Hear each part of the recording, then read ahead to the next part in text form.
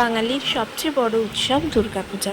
আর সেই পুজো আসতে আর মাত্র 1 মাসের অপেক্ষা। তাই ভাবলাম তোমাদের সাথে শেয়ার করে ফেলি এই পুজোর মেকআপ সিরিজটা। আজকের যে লুকটা ক্রিয়েট করেছি আমি পুরোপুরি অ্যাফোর্ডেবল প্রোডাক্টস ইউজ করেছি। তোমরা দেখতেই পাবে স্ক্রিনে প্রত্যেকটা প্রোডাক্ট আমি শো করে দিয়েছি। পরেও যদি কারোর প্রোডাক্ট সম্পর্কে কোনো কোয়েশ্চেন থাকে তাহলে তোমরা আমাকে কমেন্ট করতে পারো, আমি অবশ্যই রিপ্লাই করব। তো ভিডিওটা একদম স্কিপ না করে দেখতে থাকো।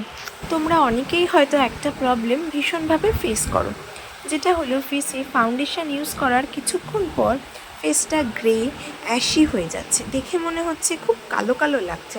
এটা কেন হয়? এটার অনেক কারণ থাকে, যার মধ্যে প্রধান দুটো কারণ। এক হচ্ছে তোমাদের ঠিক শেডের ফাউন্ডেশন ইউজ করছো না তোমরা, আর সেকেন্ড হচ্ছে ফেসে যে সমস্ত ডার্ক স্পটস রয়েছে, পিগমেন্টেশন, কোনো অ্যাকনি স্পট বা তোমার ডার্ক সার্কেলস রয়েছে, সেগুলিকে ঠিকভাবে তোমরা কালার কারেকশন করছো না। অর্থাৎ ক্লিনজিং, টোনিং, ময়েশ্চারাইজিং অ্যান্ড প্রাইমারের পর তোমাদের কালার কারেকশন করতে হবে। যদি তোমাদের ডার্ক সার্কেলস থাকে কিংবা ফেসে যে কোনো ধরনের পিগমেন্টেশন, অ্যাক্নি মার্কস থাকে, সেগুলিকে তোমরা কিভাবে হাইড করবে?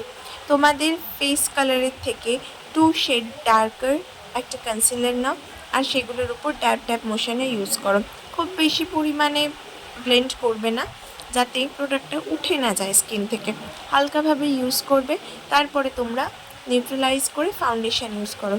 দেখো তো এরপরে তোমার ফাউন্ডেশন অ্যাশি বা গ্রে দেখতে লাগে কিনা। এরপর কিন্তু এই প্রবলেমটা একদমই চলে যাবে। আমার ফেসেও কিন্তু প্রচণ্ড অ্যাকনি মার্কস আছে। রিসেন্টলি ভীষণ পরিমাণে অ্যাকনি হওয়ার কারণে স্পটসগুলো রয়েই গেছে। তার জন্য দেখো, আমি তোমাদেরকে যেই প্রসেস বললাম সেই প্রসেসেই আমি মেকআপটা করেছি। বেসটা দেখো একদম স্মুথ হয়েছে, কোনো স্পটস কিন্তু সেইভাবে বোঝা যাচ্ছেই না। তোমরা যদি আমার দেখানো এবং আমার বলা এই স্টেপসগুলিকে ফলো করো, তাহলে কিন্তু একটা সুন্দর বেস অ্যাচিভ করতে পারবে, ঠিক আমার মতোই। তো দেখো, কথা বলতে বলতে আমার বেস রেডি হয়ে গেছে। আমি এখানে ইউজ করেছিলাম পিএসসি মেকআপ ফিক্সার।